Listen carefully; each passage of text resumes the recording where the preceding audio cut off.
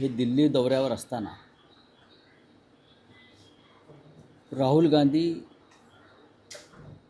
मल्लिकार्जुन खरगे या दोन प्रमुख नेत्यांनी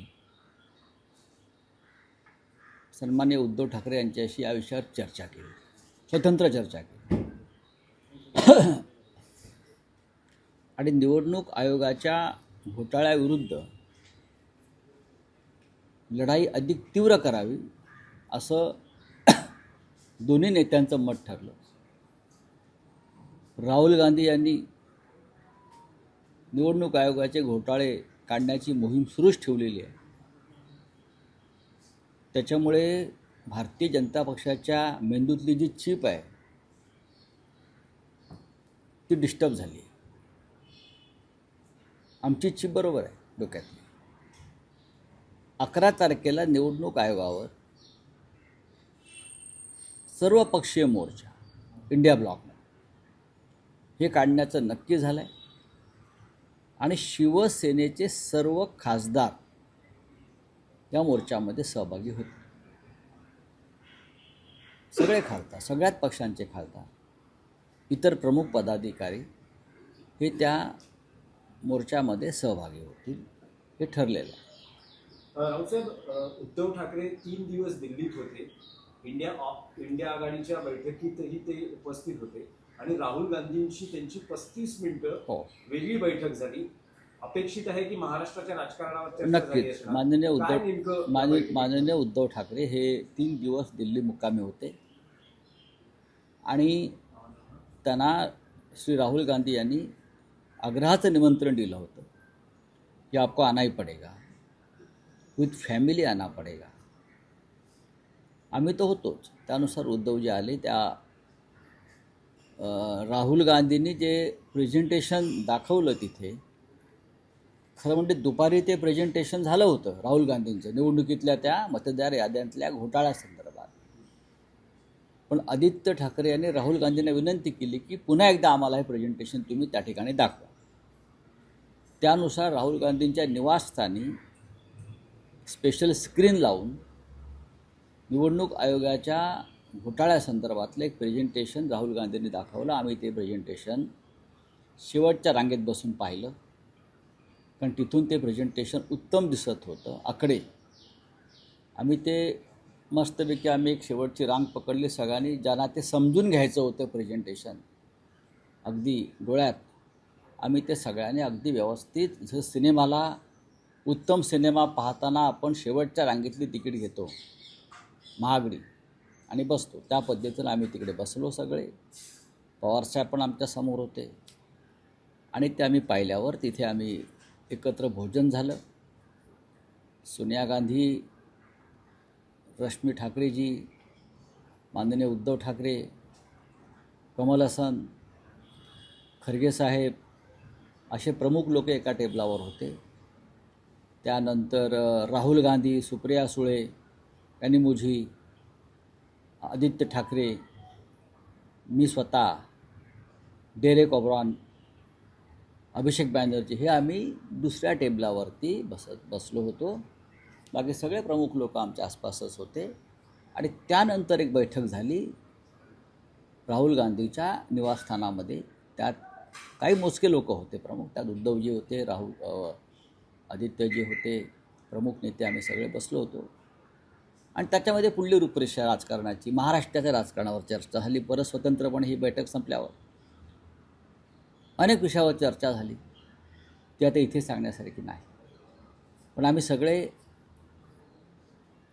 त्या बैठकीनंतर आशादायी आहोत की या देशात आणि महाराष्ट्राच्या राजकारणामध्ये जे आम्ही सांगतो की काही घडामोडी घडू शकतात किंवा घडतील, कारण पूर्णपणे राहुल गांधींनी नरेंद्र मोदी हे कशाप्रकारे निवडून आले, किमान 50 लोकसभा निवडणुकांवरती घोटाळे करून, हे त्यांनी उघड केलेलं आहे. खरं म्हणजे तोंड लपवायची पाळी या लोकशाहीमध्ये भारतीय जनता पक्षावर आलेली आहे. पण हे जे राहुल गांधीनं जो बॉम्ब टाकला आहे, त्या बॉम्बमध्ये त्यांच्या अब्रूच्या चिंधड्या उडालेल्या आहेत. हे खुलासे कसले करत बसलेले, स्पष्ट दिसतंय काय झालंय ते. आणि अनेक विषयावर चर्चा झाली दिल्लीमध्ये. पण मुख्य लक्ष होतं किंवा सगळ्यांना उत्सुकता आहे की महाराष्ट्रात दोन ठाकरे बंधू एकत्र येत आहेत. आता तर सुरुवातही झाली आहे निवडणुकीच्या राजकारणात एकत्र येण्याची. बेस्ट कामगार पतपेढी निवडणुकीत दोनही ठाकरे बंधूंचे पॅनल एकत्र लढता आहेत. अशा वेळेस राज ठाकरे उद्धव ठाकरे माननीय- बंधूंच्या युतीची राहुल गांधींना काही स्पष्टता देण्यात आली का? माननीय उद्धव ठाकरे आणि माननीय राज ठाकरे यांची जी युती आहे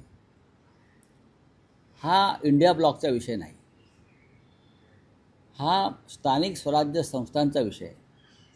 आणि स्थानिक स्वराज्य संस्थांच्या निवडणुकांवरती राष्ट्रीय स्तरावर कधीच चर्चा होत नाही, हे तुम्ही समजून घेतलं पाहिजे. मग तुमची ती समोर काय ती NDA असेल किंवा तुमची ती महा युती असेल, त्याच्यामध्ये स्थानिक स्वराज्य संस्थांवर चर्चा होणार नाही. काही लोक जाऊन दिल्लीत त्यांचे पक्षप्रमुख बसलेले असल्यामुळे जात असतील आणि चर्चा करत असतील. पण या दोन प्रमुख बंधूंचा एकत्र येण्याचा जो निर्णय आहे तो माननीय राज आणि उद्धव साहेबांनी घेतलेला आहे आणि ते समर्थ आहेत असं त्यांनी सांगितलेलं आहे एखादा विषय पुढे नेण्यासाठी. पण अर्थात या विषयावर चर्चा होते कारण ही महाराष्ट्रातली एक मोठी घडामोड आहे राजकीयदृष्ट्या. तर त्या इंडिया आघाडीच्या बैठकीमध्ये प्रत्यक्ष या विषयावर चर्चा होते. आणि मला असं वाटतं की दोन बंधू एकत्र येण्याबद्दल इंडिया आघाडीमध्ये कोणालाही आक्षेप नाही. काँग्रेसला आक्षेप नाही. मला चित्र असं दिसलं की कोणालाही आक्षेप असण्याचं कारण नाही आणि नाही. दोन बंधू एकत्र येत असतील तर आक्षेप काय आहे? मराठीच्या प्रश्नावर हर्षवर्धन सपकाळे म्हणजे इकडलं काँग्रेसचं महाराष्ट्रातलं युनिटसुद्धा मराठीच्या प्रश्नावर तीच भूमिका घेऊन उभी आहे. त्यांची राजकीय विषयावर म्हणतो ते आम्ही बघू ना. आक्षेप नाही, पण राजकीय विषयावर आम्ही राजकीयदृष्ट्या एकत्र आलेलो आहोत. त्याचा केंद्रबिंदूच मराठी आहे ना. त्याचा केंद्रबिंदू जो आहे तो मराठी भाषा, मराठी अस्मिता, मराठी स्वाभिमान, मराठी माणूस, महाराष्ट्राचं रक्षण हाच आहे. वेगळा विषय काय याच्यामध्ये आहे? शरद पवार असतील, माननीय शरद पवारजी असतील किंवा राज्याचे काँग्रेसचे प्रमुख हर्षवर्धन सपकाळ असतील, या सगळ्यांच्या भूमिका मराठी भाषा अस्मिता आणि मराठीवरती होणारी सक्ती इतर भाषांची या संदर्भात समान आहे. आम्ही सगळे एकत्रच आलो होतो त्यासाठी ना. त्याच्यामध्ये जर आम्ही काही स्थानिक मुंबई ही महाराष्ट्राची राजधानी आहे मुंबई, आणि मुंबई वाचवण्यासाठी उद्धव ठाकरे आणि राज ठाकरे यांनी काही एकत्र भूमिका घेण्याचं ठरवलं असेल तर संपूर्ण देशातल्या मराठीप्रेमी जनतेला, स्वाभिमानी जनतेला त्याचा आनंदच होईल. नाही, पण राज ठाकरेंची परप्रांतीयांविरोधातील भूमिका ही काँग्रेसला पटेल का? राज ठाकरे यांनी परप्रांतीयांच्या विरुद्ध कोणती भूमिका घेतलेली नाही. कधी काळी शिवसेनेवरती आरोप होत होते. महाराष्ट्रात राहणाऱ्याला मराठी बोलता आलं पाहिजे. तुमच्या माहितीसाठी सांगतो, अशा प्रकारचं आंदोलन सध्या बंगालमध्ये सुरू आहे. याची तुम्ही माहिती घ्या. बंगालमध्ये ममता बॅनर्जी यांनी बंगालमध्ये भाषा आंदोलन सुरू केलं आहे, फक्त बंगाली. तामिळनाडूमध्ये दक्षिणेत हेच आंदोलन सुरू आहे. तुम्ही मराठी आणि महाराष्ट्रावरच का आक्षेप घेताय? आम्ही मराठी बोलतोय म्हणून किंवा मराठी बोला असं सांगतोय म्हणून. मराठी बोलणार नाही असं जेव्हा सांगितलं जातं महाराष्ट्रात, तेव्हा त्यांच्या विरुद्ध लोकांचा रागाचा भडका उडतो आणि तो स्वाभाविक आहे. नाही, पण रावसाहेब, उद्धव ठाकरेंचं दिल्लीतलं एक विधान ज्यात ते असं म्हणता आहेत की दोन बंधू एकत्र यायला त्यांचे ते समर्थ आहेत, तिसऱ्या कोणाची गरज नाही. बरोबर आहे. पण अशा राजकारणात आपले जे जुने मित्र पक्ष आहेत, नव्या मित्राला सोबत घेताना जुन्या मित्रांनाही विश्वासात घेणं हे शिवसेना बाळासाहेब ठाकरेंना म्हणजे हे पटत नाही का? किंवा काही आवश्यकता वाटत नाही? आम्ही सगळ्यांशी चर्चा करतो आहोत. हा तुमचा जो प्रश्न आहे हा चुकीचा प्रश्न आहे. महाविकास आघाडी ही विधानसभा निवडणुकांसाठी निर्माण झाली आणि इंडिया आघाडी ही लोकसभा निवडणुकांसाठी तयार झाली. स्थानिक स्वराज्य संस्थांसाठी अद्याप अशी कोणती आघाडी निर्माण झाली असेल मला सांगा तुम्ही. प्रत्येक महानगरपालिका, जिल्हा परिषदेच्या क्षेत्रामध्ये स्थानिक आघाड्या निर्माण होत असतात. हा आतापर्यंत इतिहास आहे. अगदी स्थानिक, त्यात राजकीय पक्षसुद्धा अनेकदा नसतात. त्याच्यामुळे स्थानिक स्वराज्य संस्थांच्या बाबतीत निर्णय घेण्याचे अधिकार हे त्या शहरातल्या प्रमुख कार्यकर्त्यांना पदाधिकाऱ्यांना असतात. मुंबई हा विषय सगळ्यांपेक्षा वेगळा असल्यामुळे मुंबईबाबत माननीय उद्धवजी आणि राजजी हे स्वतंत्र भूमिका घ्यायला समर्थ आहेत. तुम्ही उद्धव ठाकरेंच्या दिल्ली दौऱ्याविषयी आणि ते जे प्रेझेंटेशन आहे त्याविषयी सांगितलं. ते ज्या ठिकाणी बसले त्याबद्दल तुम्ही म्हणालात, पण त्यांना जे स्थान देण्यात आलं त्यांना बघा, त्यांना कोणी कोणाला स्थान दिलं, अरे कोण आरोप करणार? फडणवीस असं म्हणतायत की जेव्हा उद्धव ठाकरे आमच्या सोबत होते त्यावेळेस आमच्या नेत्यांपेक्षाही त्यांना सन्मानाची मानाची वागणूक. देवेंद्र फडणवीसांनी आम्हाला अक्कल शिकवण्याची गरज नाही आणि एवढा पुळका दाखवण्याचं कारण नाही. एक लक्षात घ्या, ज्यांनी बाळासाहेब ठाकरे यांची शिवसेना फोडण्याचं पाप केलेलं आहे, ज्यांनी मराठी माणसाचं संघटन फोडून बरं का तो नजराणा अमित शहांच्या पायाशी टाकलेला आहे, त्या लोकांनी आम्हाला स्वाभिमानाच्या गोष्टी सांगू नयेत.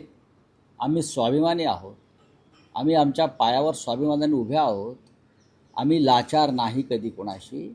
आम्ही दिल्लीत गेलो, आम्ही आमच्या अटी आणि शर्तींवर दिल्लीत जातो, आम्ही आमच्या अटी आणि शर्तींवर दिल्लीचं राजकारण करतो.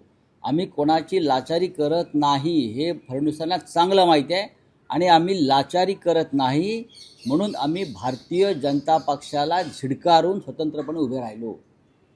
तुम्ही आमचा अपमान करण्याचा प्रयत्न केलात अमित शहांनी, देवेंद्र फडणवीसांनी, त्याच्यामुळेच आम्ही स्वतंत्रपणे एक भूमिका घेतली आणि त्या भूमिकेशी आम्ही ठाम आहोत. आम्हाला लाचारी पत्करायची असती तर आम्ही परत तुमच्या मागे शेपटा हलवत फिरलो असतो ना, जसे इतर लोक फिरत आहेत. आम्ही तुमच्याशी लाचारी करायला तयार नाही म्हणून तुम्ही पक्ष फोडला आमचा, आणि तो जो गट आहे लाचारांचा तो शेपट्या हलवत तुमच्या मागे दिल्लीत फिरतो आहे. आम्ही त्यातले नाही, लक्षात घ्या मिस्टर फडणवीस. तेव्हा आम्हाला या बाबतीत ज्ञान देण्याचा प्रयत्न करू नका.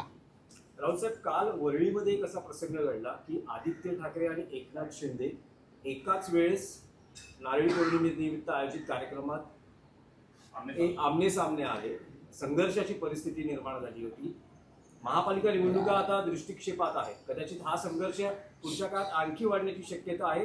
स्थानिक आमदार जे आहेत म्हणजे सुनील शिंदे यांच्या मुलाविरोधातही गुन्हा दाखल झालेला. आमची कोणत्याही संघर्षाला तयारी आहे. जर कोणाला आमच्याशी संघर्ष करायचा असेल, मी तो सगळा विषय मला कालपासून माहिती आहे, तर कोणताही संघर्ष आमची त्या संघर्षाला तयारी आहे. जर तुम्ही पाळलेल्या निवडणूक आयोगाशी आम्ही संघर्ष करतोय तर हे संघर्ष आमच्या रस्त्यावरचे शिवसेनेच्या पाचवीलाच पुजलेले आहेत ना. वरळी कोळीवाड्यामध्ये माननीय आदित्य ठाकरे असताना राज्याचे डेप्युटी सीएम पोलिसांचा फौजफाटा जाऊन दादागिरी करत असतील तर ती दादागिरी मोडून काढू. आत्ता सांगतो, फार दादागिरी करूच नका. तुमची दादागिरी इथे फडणवीसच मोडून काढतायत रोज. आणखी एक विषय असा होता की मुंबई किंवा पुण्यात आसपासच्या MMR रिजनमध्ये कबूतर हा विषय आता अस्मितेचा विषय बनला आहे. एवढी बंदी असूनही आज दादरमधला एक प्रकार आहे, लालबागमधून एक व्यक्ती येते, जैन समुदायापैकी आहे, कबुतरांना खाणं तिथे दिलं जातं आणि असं म्हटलं जातं की आणखी 12 गाड्या येणार. गाडीच्या टपावर बसून, म्हणजे जिथे बंदी आहे तिथे ही मंडळी आता गाडीच्या टपावर. नाही, देवेंद्र फडणवीसांनी याच्यावरती मत व्यक्त करावं राज्याचे प्रमुख म्हणून. देवेंद्र फडणवीस नक्की कुठे कुठे शेपूट घालणार आहेत किंवा त्यांचं सरकार कुठे कुठे शेपूट घालणार आहे हे त्यांनी एकदा यादी जाहीर करावी. बाकी ठीक है, बोलिए क्या बात है, आप हिंदी में क्या है बताइए. नहीं, कोई टिप्पणी नहीं है. ये आप लोग को टिप्पणी विप्पणी करना छोड़ दीजिए. उद्धव जी 3 दिन दिल्ली में थे, इंडिया ब्लॉक की मीटिंग में शामिल हुए. राहुल गांधी जी के निवास स्थान पर जो स्नेह भोजन का कार्यक्रम हुआ, वहाँ एक प्रेजेंटेशन दिया वोट चोरी के बारे में. वहाँ हम सब लोगों को वोट चोरी के प्रेजेंटेशन देखकर बहुत प्रभावित भी हुए और बहुत सी बातें महाराष्ट्र और देश की राजनीति के बारे में हमने चर्चा भी की. वहाँ उद्धव जी ने अलग से चर्चा की. तो हमें लगता है कि दौरा पूरी तरह से सफल हुआ. देखिए, राज ठाकरे जी उद्धव ठाकरे जी का एक साथ आना ये दोनों का व्यक्तिगत निर्णय है. महाराष्ट्र के लिए, मराठी मानुस के लिए और महाराष्ट्र के स्वाभिमान के लिए दो ठाकरे बंधु अगर एक साथ आते हैं तो उसमें देश भर में स्वागत उसका हो रहा है। सर, कबूतर खाने को लेकर जो है वो कबूतर जा जा जा गाना आप लगा दीजिए।